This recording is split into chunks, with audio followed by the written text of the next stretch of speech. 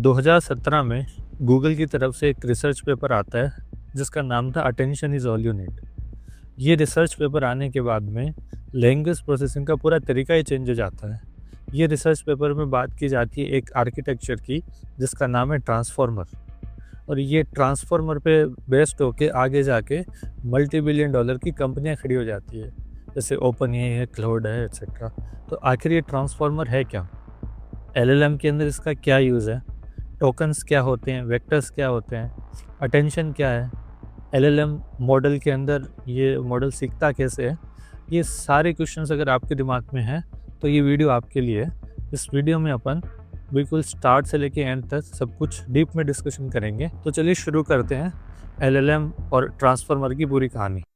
तो आज अपन पढ़ने वाले हैं एलएलएम्स के बारे में कि एलएलएम कैसे काम करते हैं और ट्रांसफार्मर का कैसे यूज़ आता है एलएलएम के अंदर। ठीक है, तो अभी तक अपन ने देखा कि एलएलएम बेसिकली एक मशीन होती है जिसके अंदर अगर आप कोई भी टेक्स्ट पास करते हो तो उसका जो भी नेक्स्ट वर्ड है उसको प्रेडिक्ट करती है। नेक्स्ट वर्ड प्रेडिक्ट, ठीक है। और ये काम जब आप बार बार करते हो, मतलब जो आउटकम आपके पास आया पहली बारी में उसको आप एज ए इनपुट पास करते हो दोबारा, तो आपके पास एक पूरा रिस्पॉन्स यहाँ पे जनरेट हो जाता है जो आपको चैट जीपीटी या किसी भी एआई टूल में दिखता है। ठीक है, तो ये अपने को समझ में आता है कि अल्टीमेटली क्या हो रहा है कि आप एक इनपुट दे रहे हो और उससे एक वर्ड है ना प्रेडिक्ट हो रहा है एलएलएम के अंदर। अब आज अपन तो क्या करेंगे, यहाँ अपन बोल दे रहे हैं कि एलएलएम एक मशीन है, बट इस मशीन के आज अपन अंदर जाएंगे और देखेंगे इसके कंपोनेंट्स क्या है और ये काम होता कैसे है। ठीक है, इससे पहले एक बार ये देख लेते हैं कि अपन ने ये भी डिस्कस किया था कि एलएलएम इंटरनली न्यूरल नेटवर्क्स को ही यूज लेता है, लेकिन 2017 में गूगल ने जो ट्रांसफॉर्मर आर्किटेक्चर निकाला, अगर अपन न्यूरल नेटवर्क के साथ वो आर्किटेक्चर ऐड कर दें और उसके उसको काफ़ी बिलियंस मिलियंस डेटा के साथ उसकी ट्रेनिंग कराएं और काफ़ी सारे इनपुट पैरामीटर्स के साथ, तब वो एक जो सिस्टम है वो एलएलएम की तरह काम करने लगता है। उसको अपन एलएलएम बोल सकते हैं। ठीक है, तो एलएलएम के मेनली दो पार्ट हो गए यहाँ पे, एक तो ट्रांसफॉर्मर आर्किटेक्चर और जो आपका न्यूरल नेटवर्क यहाँ पे बन रहा है। तो अब अपन देखते हैं कि एक बार हाई लेवल फ्लो देखेंगे क्या होता है, उसके बाद में अपन ट्रांसफॉर्मर के अंदर क्या रहता है उसकी बात करेंगे। ठीक है, तो ये वाले डायग्राम में आपको एक यहाँ पे हाई लेवल फ्लो दिख रहा है। ठीक है, तो यहाँ पे आप देखोगे कि टोटल 6 स्टेप्स मैंने यहाँ पे लिखे हैं। तो सबसे पहले क्या होता है कि जो कंप्यूटर्स हैं, मशीन्स हैं, उनको टेक्स्ट वगैरह समझ में नहीं आता है, वो हमेशा नंबर्स को समझती है। ठीक है, तो जब भी आप ट्रांसफॉर्मर के अंदर कुछ भी इनपुट दोगे, आउटकम आएगा वो हमेशा एज ए नंबर फॉर्म में आएगा, वो वहाँ पे टेक्स्ट नहीं आता।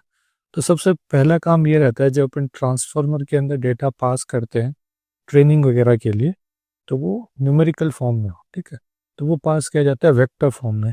तो होता कैसे है कि जैसे इस एग्जांपल के अंदर अपन एक स्ट्रिंग ली, the capital of France is, और अपन आगे वाला वर्ड, अब एलएलएम अपना आगे वाला वर्ड जो है प्रेडिक्ट करेगा। आगे वाला वर्ड अपन इसने प्रेडिक्ट किया पेरिस। अब ये पेरिस आया कैसे वो देखते हैं। तो सबसे पहला स्टेप क्या रहता है, हर एक सेंटेंस को जो भी अपन पास कर रहे हैं टेक्स्ट है उसको डिफरेंट टोकन्स में ब्रेक किया जाता है। ठीक है, अब इसके लिए अलग से टोकनाइजेशन की एल्गोरिथम्स रहती है और हर मॉडल अपनी अपनी यूज लेता है। यहाँ पे मतलब सिंप्लिसिटी के लिए अपन मान लेते हैं कि हर एक वर्ड एक टोकन है। ठीक है, अब हर एक टोकन को एक नंबर मिलता है, उसको टोकन आईडी या टोकन नंबर बोलते हैं। अब ये नंबर मिलता कैसे है उस पर अभी अपन बात करेंगे। एक बार के लिए मान लो कि हर एक टोकन को एक आईडी मिलती है। ठीक है, उसको टोकन आईडी बोल रहे हैं। अब हर एक टोकन के लिए टोकन आईडी के साथ में एक वेक्टर भी होता है। ठीक है, वेक्टर क्या होता है, सपोज मैं यहाँ पे एग्जांपल देता हूँ, जैसे फ्रांस था, यहाँ पे फ्रांस है, फ्रांस का एक टोकन मिला, यहाँ पे देख सकते हो 8764, एक नंबर है सिंपल सा। इस के साथ में एक वेक्टर भी मिलता है। वेक्टर क्या होता है, ग्रुप ऑफ नंबर्स होता है, ग्रुप ऑफ डायमेंशंस, कुछ ऐसा सा दिखता है। ठीक है, इस तरह से खूब सारे नंबर होते हैं। तो फ्रांस के लिए जो टोकन था, एक टोकन नंबर है और एक वेक्टर है, इसको अपन वेक्टर बोलते हैं। ठीक है, उसके बहुत सारे डायमेंशन होते हैं, काफ़ी डेंस होता है ये। ठीक है, अब सारे टोकन्स, ये खाली फ्रांस का वेक्टर है, इसको मैंने यहाँ पे वर्टिकल लिखा है, अगर इसको हॉरिजॉन्टल लिखूंगा तो ऐसा कुछ दिखेगा, ठीक है। अगर ये सारे वेक्टर्स को मिला दिया जाए सारे टोकन्स पे, तो एक मैट्रिक्स टाइप बन जाती है ये। इसको बोलते हैं एम्बेडिंग मैट्रिक्स,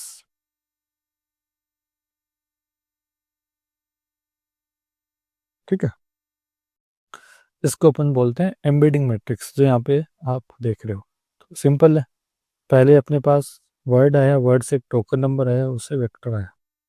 अब ये टोकन से ये वेक्टर ये लाया कहाँ से, वो भी अपन देखते हैं। एक बार के लिए मान लो कि अपन ने टोकन को वेक्टर में बदला।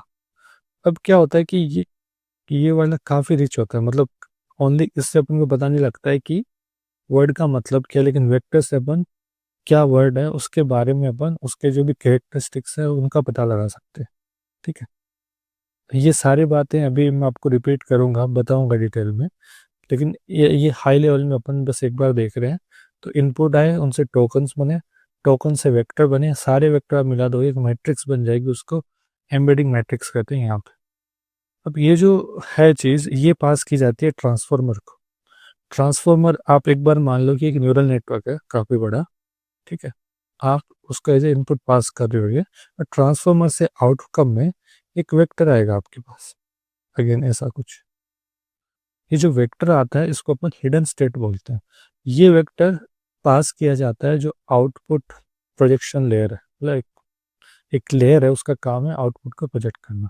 वो लेयर क्या करेगी, जितने भी वर्ड है जो आ सकते हैं बाद में प्रोबेबिलिटी, उन सब की प्रोबेबिलिटी निकालती, सबको स्कोर देती है। जैसे पेरिस एक वर्ड है, एक लंदन भी हो सकता है, ठीक है। तो इस तरह से मान लो, हाँ, पेरिस को इसके अंदर मिली प्रोबेबिलिटी 90%, लंदन को मिलती है 10%। तो अपने आप ये मॉडल क्या करता है, जो हाईएस्ट प्रोबेबिलिटी है उसको कंसिडर करके पेरिस ऐसे आउटपुट आपको दे देगा, ठीक है।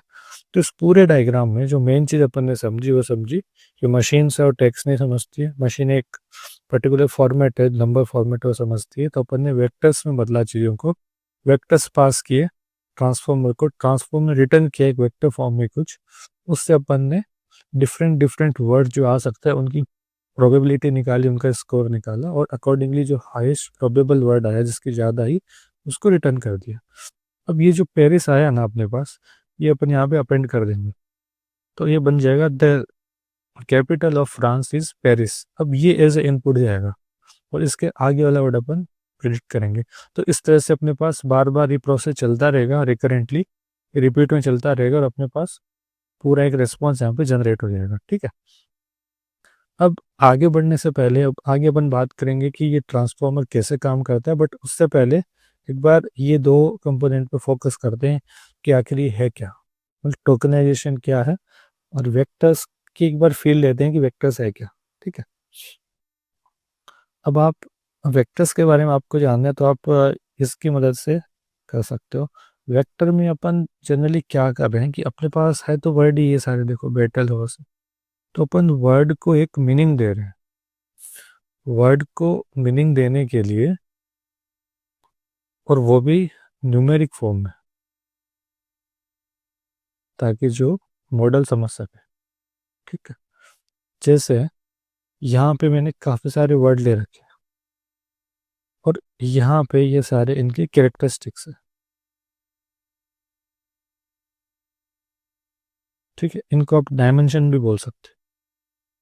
ये यहाँ पे डायमेंशंस या फिर कैरेक्टरिस्टिक्स है। जैसे यहाँ पे मैंने 5 डायमेंशंस लिए, और मैं ये वाली कैरेक्टरिस्टिक का हेल्प लेके मैं इनको डिफाइन कर सकता हूँ, ठीक है।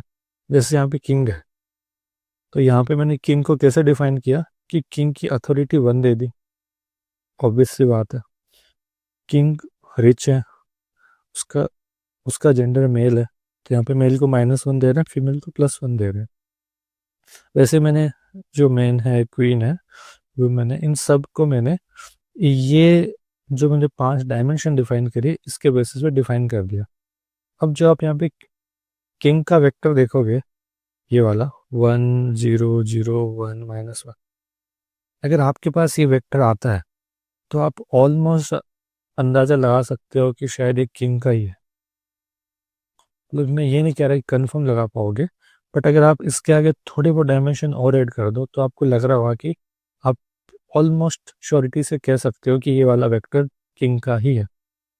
तो आप इसमें देख रहे हो कि अपन ने किंग को भी एक तरह से रिप्रेजेंट कर दिया वेक्टर फॉर्मेट, न्यूमेरिक फॉर्मेट में एक वर्ड को अपन रिप्रेजेंट करें, और साथ में उसके मीनिंग्स भी जा रहे हैं, मतलब साथ में उसके सारे करेक्टर्स आ रहे हैं। तो आप सोचो, यहाँ तो मैंने ओनली 5 डायमेंशंस लिए, चैट जीपीटी के अंदर अराउंड 12,000 डायमेंशंस रहती। तो मतलब इतने सारे कैरेक्टरिस्टिक्स रहते हैं, आप ये मान लो। अब सोचो, अगर 5 डायमेंशंस से मैं इतना अच्छे से डिफाइन कर पा रहा हूँ, तो इतने डायमेंशंस में तो अपन काफ़ी माइन्यूट डिटेल पे चले जाएंगे, ठीक है। तो बड़ा इजी हो जाएगा किसी भी चीज़ को डिफाइन करना, ठीक है। अब इससे एक और फायदा क्या मिलता है कि जैसे अपन नॉर्मली कैलकुलेट करते हैं कि जैसे मान लो 10 - 2 + 3 कितना हो जाएगा, 11। तो ये अपन न्यूमेरिक नंबर्स को के साथ ऑपरेशन कर पा रहे हैं। तो अगर आपने इसको वेक्टर में प्रेजेंट किया तो आप यहाँ पे देखोगे कि अगर मैं जो किंग है उसके वेक्टर में से मैन का वेक्टर हटा दूँ, वुमन का जोड़ दूँ, तो मेरे पास जो वेक्टर आता है फाइनली वो ऑलमोस्ट सिमिलर है क्वीन के वेक्टर के, ठीक है। तो इस तरह से आप क्या कर पा रहे हो, जो टेक्स्ट है उनके बीच में ऑपरेशंस भी कर पा रहे हो, ठीक है। तो आप इसके ना पावर देख पा रहे हो वेक्टर के फॉर्म में रिप्रेजेंट करने के लिए, कि आपको चीज़ें है ना रिलेटेबल मिल रही है। आपको ये भी पता लग सकता है कि इस किंग से रिलेटेड कौन से वर्ड है, क्योंकि वो ऑलमोस्ट इसके पास में लाई करेंगे। अब आप ये सारे वेक्टर्स को, जैसे अगर मान लो ये वाली 3D में होती, ओनली 3 डायमेंशन होती, तो आप इनको एक यहाँ पे कैनवास में दिखा सकते थे। जैसे मान लो ये वाई है, ये एक्स है और ये जेड है। तो यहाँ पे कहीं किंग आता, तो यहाँ पे कहीं क्वीन आता, ठीक है। तो बस मैं ये कहना चाह रहा हूँ, क्या वेक्टर के फॉर्म में आपने रिप्रेजेंट कर दिया, तो इन दोनों में क्या सिमिलरिटी, इनमें क्या कनेक्शन है, वो आपको पता लग जाएगा। क्योंकि अगर दोनों सिमिलर है दो, तो उनके जो वेक्टर्स है वो ऑलमोस्ट पास पास रहेंगे, ठीक है। जैसे ये आप डायग्राम रेफर कर सकते हो, जैसे यहाँ पे वेक्टर स्पेस बनाया हुआ है, जिसके अंदर आप देख रहे हो कि ऑलमोस्ट सारे एनिमल्स पास में है, ठीक है? सारे फ्रूट्स एक जगह है। तो अगर आपको ये दो वर्ड्स के बीच में रिलेशनशिप चाहिए, कौन सी रिलेशनशिप है ये भी पता करना है, या दोनों कोरिलेट करते हैं नहीं, तो आपको वेक्टर से ये सारी चीज़ें पता लग सकती है, ठीक है। अब ये जो वेक्टर्स है ना, अब इस चीज़ का यूज़ होता है काफ़ी सारी जगह। जैसे आप स्पॉटिफाई में कोई सॉन्ग सुनते हो, अगर उसके सिमिलर सॉन्ग्स लाने रहते हैं तभी अपन ये यूज़ लेते हैं वेक्टर डेटाबेस, ठीक है। तो उस केस में क्या किया जाता है, जो उसके पास में ऑलमोस्ट, आप उनको कंसिडर कर सकते हैं, या फिर जो भी इनकी एल्गोरिथम रहती है। बस मैं आपको इससे बता रहा हूँ कि आप चीज़ों को रिलेट कर पाए, ठीक है। तो ये तो समझ में आ गया कि वेक्टर से अपन किसी भी टेक्स्ट को रिप्रेजेंट कर पा रहे हैं, ठीक है। साथ में उसकी साथ में उसकी कैरेक्टरिस्टिक्स, उनके रिलेशंस वो भी अपन लोग डिफाइन कर पा रहे हैं, ठीक है। उसका मीनिंग क्या है, मीनिंग साथ में अटैच हो रहा है रिक्वायर्ड के। अब अपन ये देखते हैं, यहाँ पे अपन ने ये बताया था स्टेप में कि जो हर एक वर्ड को एक टोकन मिलता है, एक आईडी मिलती है, ये कब मिलती है, कैसे मिलती है, और हर टोकन के लिए एक वेक्टर मिल जाता है, उस वेक्टर में कुछ वैल्यूज़ पड़ी रहती है, ये वैल्यूज़ कहाँ से आई, ठीक है, वो देखते हैं। तो क्या होता है, जब भी कोई एआई मॉडल है, कोई भी कंपनी का कोई भी मॉडल, उसको लॉन्च करने के लिए 2 फेजेस रहते हैं उसके अंदर। तो पहला फेज रहता है वो रहता है ट्रेनिंग का, उस मॉडल की ट्रेनिंग करानी पड़ती है। दूसरा फेज रहता है वो रहता है इन्फ्रेंस का। इसके अंदर अपन जो भी डायग्राम पढ़ेंगे वो सारे इन्फ्रेंस वाले पढ़ेंगे। जब आप चैट चैट जीपीटी में कुछ भी मैसेज लिखते हो, कुछ भी पूछते हो, वो सारा इन्फ्रेंस है, और उसकी ट्रेनिंग ऑलरेडी हो चुकी है, जो भी आप मॉडल्स यूज ले रहे हो, ठीक है। अब क्या होता है कि ट्रेनिंग फेज से पहले यहाँ पे एक और काम रहता है, वो रहता है डिक्शनरी डिफाइन करना, या इसको आप कह सकते हो वोकेबलरी। ट्रेनिंग से पहले हर एक मॉडल अपनी डिक्शनरी या वोकेबलरी डिफाइन करता है। इसके लिए क्या करते हैं कि काफ़ी सारा टेक्स्ट वगैरह का यूज़ लिया जाता है। जैसे अगर आप ओपन एआई की बात करें, चैट जीपीटी के मॉडल की, तो कुछ मॉडल्स है जिसके अंदर 50,000 के आसपास टोटल टोकन्स है डिक्शनरी के। ठीक है, 50,000 टोकन्स। अब क्या होता है कि ये वाले फेज के अंदर ही डिक्शनरी जब अपन वोकेबलरी डिफाइन करते हैं तभी अपन ये टोकन्स डिफाइन कर देते हैं। अब हर एक वर्ड को एक आईडी भी दे देते हैं। जैसे ये वाली जो, अब इसकी ये एक तरह से हैश मैप की तरह रहता है। तो जैसे किंग है, वर्ड है किंग, किंग के लिए भी ये भी इन ये जो है ना डिक्शनरी 50,000 टोकन्स की वर्ड्स की इसकी एक डिक्शनरी है। उसके अंदर एक होगा किंग, किंग की एक आईडी रहेगी 1 2 3। ये अपन टोकन कहते हैं। ठीक है, इसी को टोकन कहते हैं। तो टोकन अपने पास हमेशा डायरेक्टली आ जाता है। अगर अपने पास वर्ड है तो उससे अपन टोकन नंबर सीधा निकाल सकते हैं। ठीक है, अब ये टोकन के साथ में, मतलब केवल डिक्शनरी के साथ में अपन एम्बेडिंग मैट्रिक्स भी रहती है। एम्बेडिंग मैट्रिक्स क्या रहती है, मैंने आपको बताया था कि एक मैट्रिक्स है जिसके आप रो में देखोगे ना तो यहाँ पे सारे टोकन्स रहते हैं। जैसे 50,000 वर्ड है तो इसके अंदर 50,000 रोज रहेगी। ठीक है, अगर इसकी डायमेंशन 12 के है तो इसके अंदर जो टोटल कॉलम्स है वो अराउंड 12K के अराउंड रहेंगे। अब इसके अंदर हर एक जो रो है ना वो एक वेक्टर को रिप्रेजेंट करती है। जैसे किंग का 1 2 3 है, यहाँ पे कहीं आएगा 1 2 3। ये जो वेक्टर आएगा ना ये वेक्टर आएगा किंग का। ठीक है, ये जो मैट्रिक्स है इसको अपन एम्बेडिंग मैट्रिक्स कहते हैं। अब ये जो एम्बेडिंग मैट्रिक्स है बनती कैसे, ये बनती है ट्रेनिंग फेज में। क्या होता है, ये जो अपन ट्रेन करा रहे होते हैं मॉडल को, तो हर एक फेज में ये जो वेक्टर होता है, ये जो मैट्रिक्स होती है, इसकी वैल्यूज ट्रेनिंग में अपडेट होती है। ये सारे वेक्टर्स ट्रेनिंग के टाइम पे अपडेट होते हैं, क्योंकि ट्रेनिंग में अपन काफ़ी मिलियंस ऑफ बिलियंस इनपुट्स देते हैं डिफरेंट टाइप के, और हर एक इनपुट में ये जो मॉडल है वो अपना वेट है और ये जो वेक्टर्स है एम्बेडिंग मैट्रिक्स है उसको अपडेट करता है। तो जब ये कंप्लीट हो गया तो अपने पास एम्बेडिंग मैट्रिक्स आ गई। ये मैट्रिक्स आने के बाद में अगर आपको किसी टोकन के लिए वेक्टर चाहिए तो आप क्या करोगे, सपोज ये मैट्रिक्स का नाम MAT है, तो आप क्या करोगे, इसके अंदर टोकन नंबर इस रो पे जाओगे, टोकन नंबर वाली, तो ये आपको उसका वेक्टर दे देगी भी। ठीक है, तो अभी अपन को ये समझ में आ गया कि ये वाले फेज के अंदर जो मैंने आपको बताया था, एक सेकेंड, यहाँ पे ये एम्बेडिंग आई कहाँ से, समझ में आ गया आपको, ये वेक्टर कहाँ से मिले। ठीक है, क्योंकि ये ट्रेनिंग फेज में ऑलरेडी थे जो अपन सीधा मैट्रिक्स से उठा के ले आए।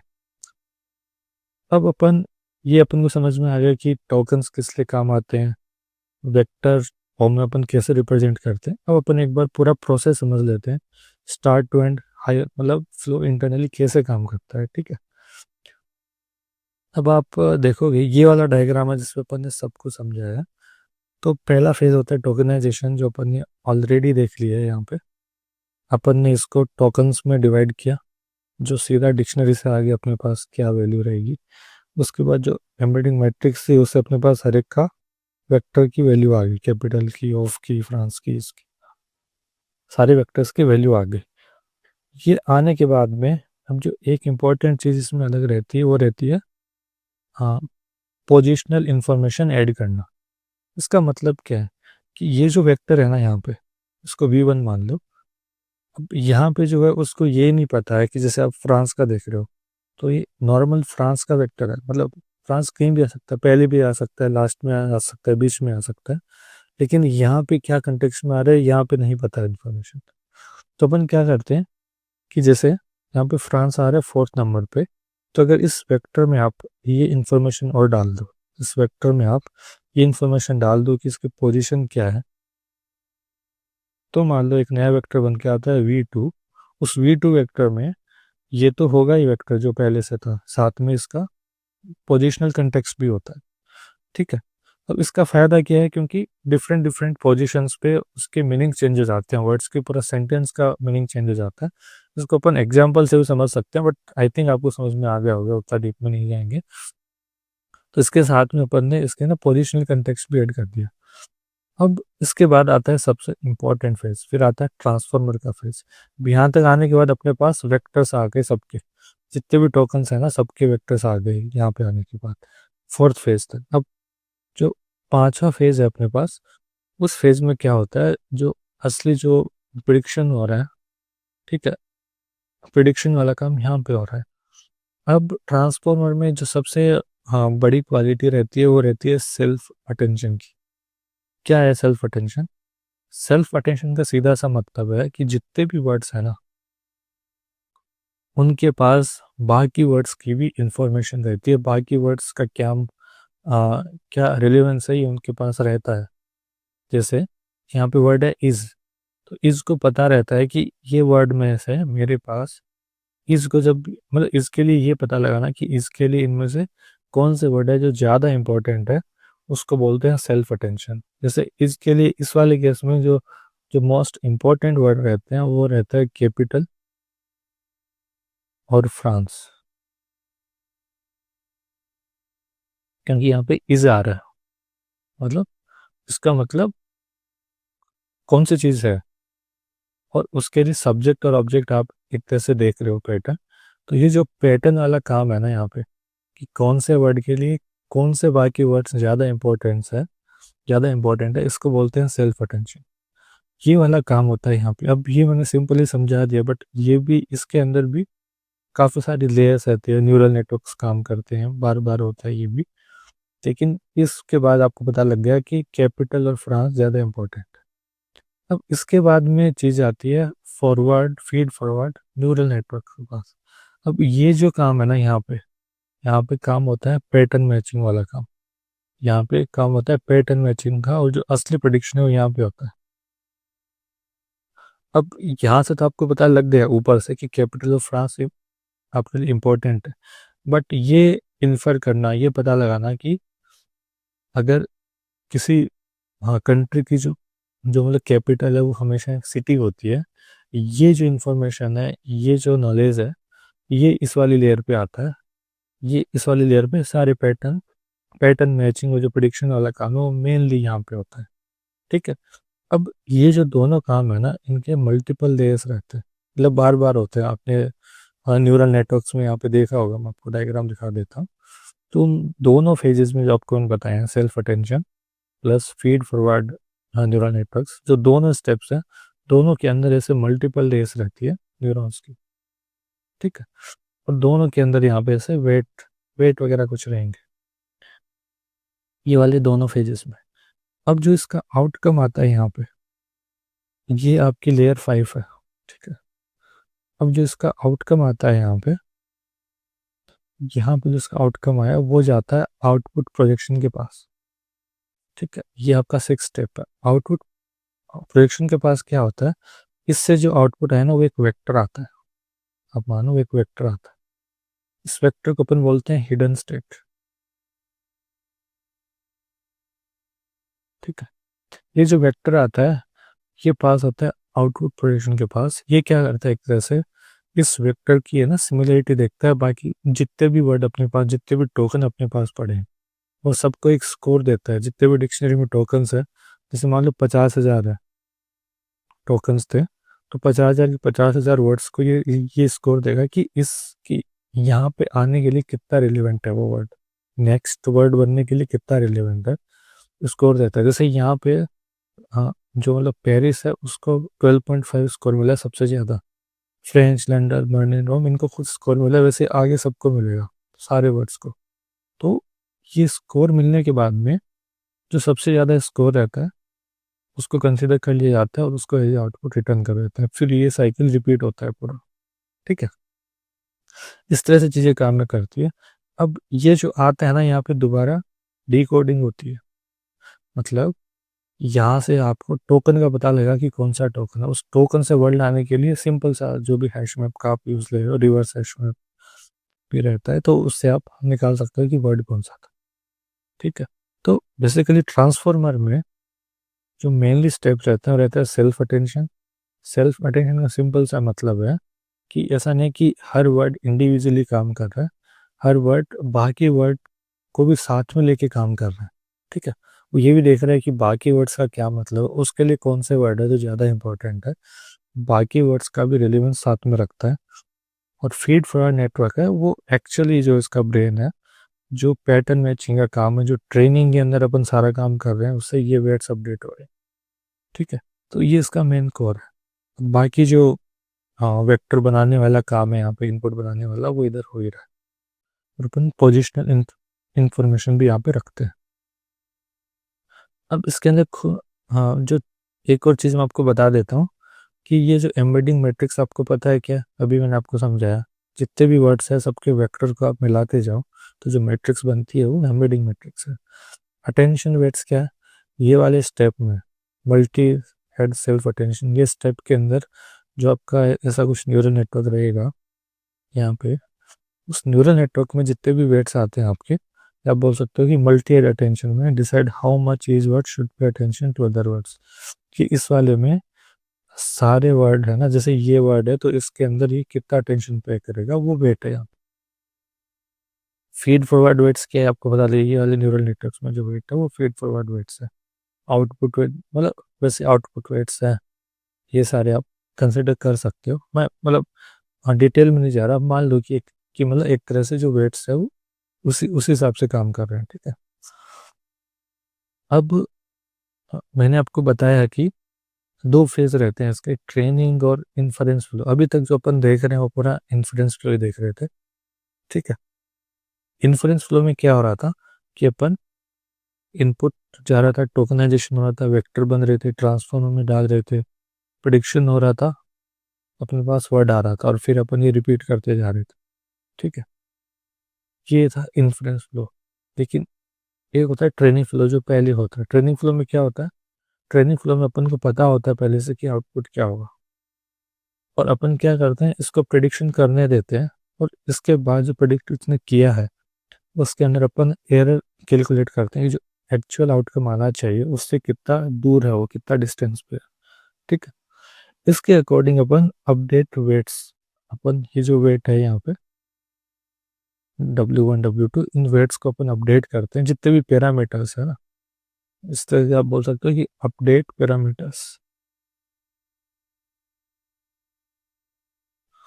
तो अपन पैरामीटर्स अपडेट करते हैं और फिर से रिपीट करते हैं। तो इस तरह से इतने सारे है ना, मिलियंस बिलियंस में इनपुट इसको फीड कराए जाते हैं कि अल्टीमेटली जो पैरामीटर्स है, जो वेट्स है, वो अपने आप अपने सही वैल्यू पे एडजस्ट हो जाते हैं। ठीक है, और इसी ट्रेनिंग फेज के बाद में अपन को कुछ कुछ चीज़ें अपने आप मिल जाती है जो सीधा डायरेक्टली काम आती है। कौन सी चीज़ें होती है, मैंने आपको बताया था कि ट्रेनिंग फेज के अंदर दो चीज़ें होती है, एक तो वेट्स अपडेट होते हैं, साथ में ये जो एम्बेडिंग मैट्रिक्स है ये भी अपडेट होती है। क्योंकि इनिशियली क्या होता है, जब ट्रेनिंग शुरू करते हैं बिल्कुल पहले इनपुट से, तो जितने भी वर्ड्स है ना, ये इनको एक रेंडम वैल्यू असाइन हो जाती है इनके वेक्टर को। जैसे मान लो फ्रांस है, इसके लिए मान लो 1 2 3 टोकन आईडी थी, इसको एक रेंडम यहाँ पे एक वेक्टर असाइन हो गया अभी, यहाँ पे रेंडम वैल्यूज। और जब ट्रेनिंग होगी ना तो ये वैल्यूज अपडेट होती रहेगी, और जब पूरी ट्रेनिंग कंप्लीट हो जाएगी ना तो जितने भी अपने पास टोकन्स है सबके वेक्टर बिल्कुल करेक्ट हो जाएंगे। तो ट्रेनिंग के बाद में अपन को क्या क्या मिलता है, अपन एक तो ना वोकेबलरी आपको पता है क्या है? जितने भी टेक्स्ट है उनका मैपिंग है टोकन नंबर के साथ में। जैसे वोकेबलरी की इतने सारे टोकन्स, इतने सारे वर्ड्स अपन सपोर्ट कर रहे हैं। एम्बेडिंग मैट्रिक्स आपको पता है, सारे टोकन, सारे वर्ड के टोकन्स, सॉरी सारे टोकन्स के वेक्टर्स आप ऐड कर दो एक से, तो मैट्रिक्स एम्बेडिंग मैट्रिक्स है। अटेंशन ये और ये सारे वेट्स है, तो सारे weights plus vocabulary plus embedding matrix, ये जो तीन चीज़ें हैं, ये जो तीन चीज़ें हैं यहाँ पे, ये ट्रेनिंग के बाद स्टोर होती है, और इन्हीं का बाद में इन्फरेंस फ्लो में यूज़ लिया जाता है डायरेक्टली।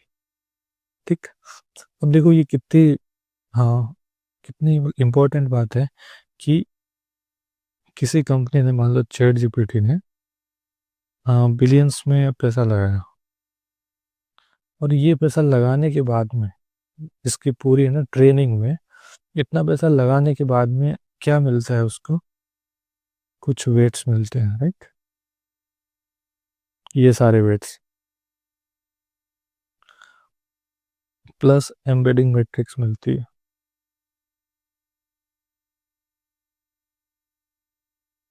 और एक इसकी वोकेबलरी जो अपन ने ऑलरेडी डिफाइन करी थी। ये तीन चीज़ें हैं।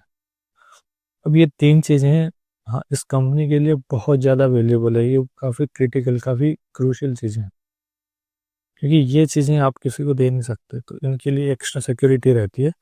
क्योंकि ये कैलकुलेट करने में अपनी पूरी कैलकुलेशन गई है, सारे रिसोर्स, जीपीयू, परफॉर्मेंस, सब कुछ जाने के बाद में ये वेट्स आए। तो ये बहुत ही क्रूशियल डेटा है। जो वेट्स है ना, ये जनरली बिलियंस में रहते हैं, बिलियंस नंबर ऑफ वेट्स रहते हैं इनका। अगर आप स्टोर करते हो ये, तो अराउंड 30 to 50 GB डेटा इनको करने के लिए चाहिए रहता है। ठीक है, अब आगे डिस्कस करते हैं। एक चैट जीपीटी का सिंपल सा एग्जांपल है कि ये होता कैसा। ये आपको समझ में आ गया कि ट्रेनिंग के बाद में ये सारी चीज़ें मॉडल के पास रहती है। अब जैसे मान लो ये क्लाइंट है, ये चैट जीपीटी का सर्वर है।